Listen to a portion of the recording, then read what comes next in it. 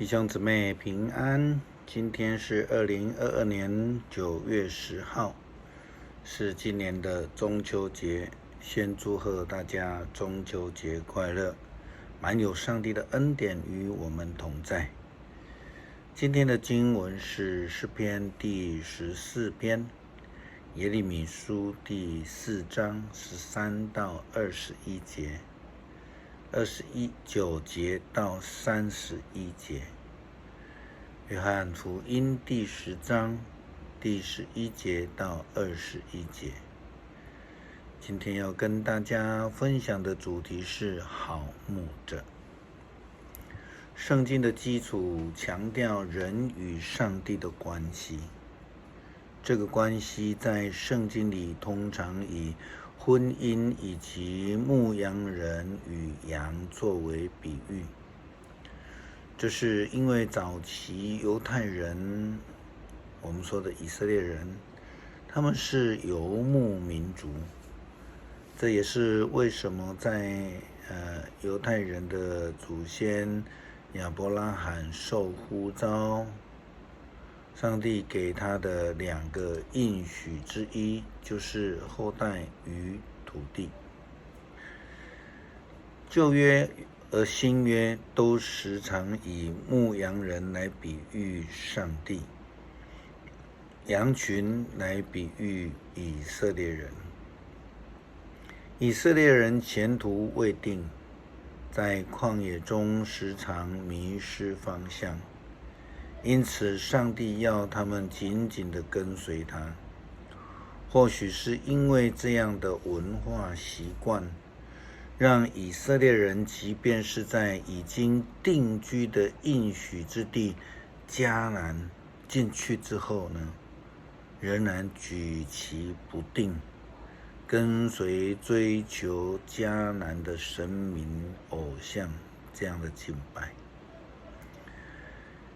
也因为以色列人他们离开拯救他们的上帝，他们坚持去敬拜偶像，因此他们就遇见了苦难。耶利米先知提到了强敌的入侵。耶利米书第4章第13到17节经文这样说道：看啊，敌人向黑云卷来，他的战车像旋风疾飞，战马快过老鹰。我们没命了，我们完了。耶路撒冷啊，要洗掉心中的罪恶，好使你得救。你留恋罪恶要到几时呢？听啊，有使者从但支族的地区和以法莲山区来报坏消息。他们来警告各国，提醒耶路撒冷，有敌人从这遥远的地方来，他们要大声呐喊，攻打犹大各城镇，包围耶路撒冷，像园丁监视田园。这是因为犹大人民背叛了上主，我上主这样宣布了。耶利米先知又说道：犹大，你的所作所为给你招来这大灾难，你的罪使你受苦，刺穿了你的心。以色列人所遭遇的不是普通的困境，而是极大的困难。就如同耶利米书今天看到的13节这样说道：看啊，敌人向黑云卷来，他的战车像旋风疾飞，战马快过老鹰。我们没命了，我们完了。我们要再次的强调，让人遇见苦难以及毁灭，并不是上帝的目的。上帝的目的是要赐下他的救恩，他使得愿意跟随他的人得赦免以及救恩。上帝的心就如同他的仆人耶利米一样，他为以色列人所受的困境而悲伤。今天的经文接续的又说：哎呀，我忍受不住绞痛啊，我心焦灼，坐立不安。我听到军号的声响，战争的呐喊，灾难接踵而来，全国方会。我的帐幕突然间倒塌，帐篷的幔子破裂，我还得经历多少烽火，还得听多少军号。如同当初上帝呼召摩西回埃及去拯救以色列人的时候这样说道：耶和华说，我的百姓在埃及所受的困苦，我实在看见了。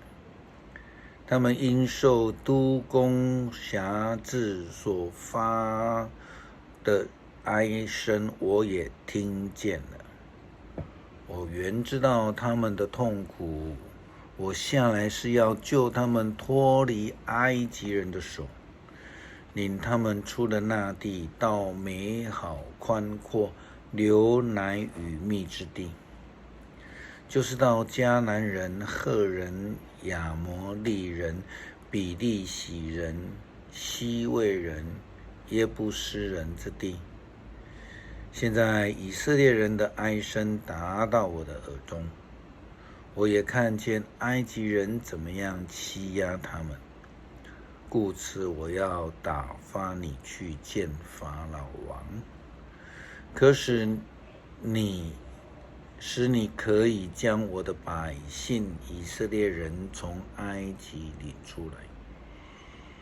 这是出埃及记第3章第7节到第10节的经文记载，因为上帝是我们的好牧者。耶稣基督这样说道，他说：我是好牧人，好牧人愿意为羊舍命。雇工不是牧人，羊也不是他自己的。他一看见豺狼来，就撇下羊逃跑。豺狼抓住羊，赶散了羊群。雇工跑掉了，因为他只不过是一个雇工，他也不关心羊群。我是好牧人，正如父亲认识我，我认识父亲。同样的，我认得我的羊，他们也认得我。我愿意为他们舍命。我还有其他的羊不在这羊群里，我必须把他们领来，他们会听我的声音。这两者要合成一群，同属一个牧人。因为耶稣基督爱羊群，那是因为上帝他爱世人，甚至将他的独生子耶稣基督之救恩赏赐了一切相信他的人。诗篇第14篇，没有上帝，那些狂妄的人自守自语，没有上帝，他们都腐败了，做了可厌恶的事情，连一个行善的人也没有。上主从天上查看世上的人，要看看有明智的没有，有没有寻求上帝的人。可是人人都偏离正道，个个同样的腐败。没有行善的人，连一个也没有。上主发问：作恶的人不明白吗？难道他们都茫然无知吗？他们吞吃我的子民，他们不愿晓得向我祈求。然而他们的惊惶恐惧，因为上帝与义人同在，邪恶人嘲笑的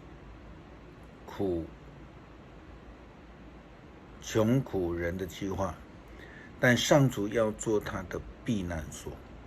愿以色列拯救从西安而来。那时上主要让他的子民重整家园，雅各的子孙要雀跃，以色列人的人民要欢欣。谢谢上帝接纳我们进入天国的羊圈，成为上帝的羊。